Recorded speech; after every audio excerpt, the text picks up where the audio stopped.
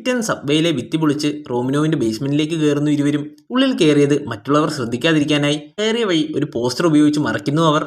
അതോടൊപ്പം ഭിത്തിയിൽ നിന്നുണ്ടായ പൊടിയും നീക്കം ചെയ്യുന്നു. ബേസ്മെന്റിലാണ് ക്യാമറയെല്ലാം കണക്ട് ചെയ്ത ഒരു മുറിയുള്ളത്. അതിനുള്ളിൽ അവർ കയറുന്നു. സെക്യൂരിറ്റീസിന്റെ ശ്രദ്ധ മാറ്റി ക്യാമറ ആക്സസ് ചെയ്യാനായി അവർ ഒരു ക്യാമറ സ്വിച്ച് ഓഫാക്കി അലാറം അടിപ്പിക്കുന്നു. പെട്ടെന്ന് എല്ലാ സെക്യൂരിറ്റീസും എന്താണ് പറ്റിയെന്നറിയാൻ സിസ്റ്റം ചെക്ക് ചെയ്യുന്നു. ബേസ്മെന്റിലാണ് പ്രശ്നമെന്നറിഞ്ഞ സെക്യൂരിറ്റി ഹെഡ് ഒരു തോക്കുകൊണ്ട് ബേസ്മെന്റ് ചെക്ക് ചെയ്യാൻ പോകുന്നു. ഇതേസമയം റിപ്ലി ക്യാമറ ആക്സസ് ചെയ്ത് കൃത്രിമമായ ഫുട്ടേജുകൾ ക്യാമറയിലൂടെ കടത്തിവിടുന്നു. താഴേക്ക് ചെക്ക് ചെയ്യാൻ വന്ന സെക്യൂരിറ്റി ഹെഡിനെ തോക്കുകാട്ടി ഭയപ്പെടുത്തുന്നു അവർ. വയർലെസ്സിലൂടെ ബേസ്മെന്റിലെല്ലാം ഓക്കെ ആണെന്ന് പറയാൻ സെക്യൂരിറ്റി ഹെഡിനോട് അവർ ആവശ്യപ്പെടുന്നു. സെക്യൂരിറ്റിയുടെ പക്കൽ നിന്ന് സ്മാർട്ട് കാർഡ് സ്വന്തമാക്കി അയാളെ കൊണ്ട് ലിഫ്റ്റിൽ മുകളിലേക്ക് പോകുന്നു റിപ്ലി. സെക്യൂരിറ്റി ഹെഡിനെ ഭീഷണിപ്പെടുത്തി അയാളുടെ കയ്യിൽ നിന്ന് വന്ന അബദ്ധത്തിലാണ് അലാറം മുഴങ്ങിയതെന്ന് ബാക്കിയുള്ള സെക്യൂരിറ്റീസിനോട് പറയാൻ റിപ്ലി ആവശ്യപ്പെടുന്നു. പിന്നീട് അയാളെ അവർ ബന്ദിയാക്കുന്നു. ഉടൻ തന്നെ അവർ ലിഫ്റ്റിലൂടെ സീക്രട്ട് റൂമിന്റെ അടുത്തേക്ക് എത്തുന്നു. ഇരുവരും രണ്ട് സെക്യൂരിറ്റി സിസ്റ്റത്തിന്റെ മുമ്പിലായി നിൽക്കുന്നു. നേരത്തെ കളക്ട് ചെയ്ത ഫിംഗർ പ്രിന്റ് കൊണ്ട് ഒരു ഗ്ലൗസ് ഉണ്ടാക്കിയിരുന്നു ഗബ്രിയൽ. അതുപോലെ തന്നെ അധികാരിയുടെ ശബ്ദം റെക്കോർഡ് ചെയ്ത ഒരു ഡിവൈസും ഉണ്ടായിരുന്നു അവരുടെ കയ്യിൽ. ഇരുവരും ഇതുപയോഗിച്ച് സീക്രട്ട് റൂം തുറക്കാൻ ശ്രമിക്കുന്നു.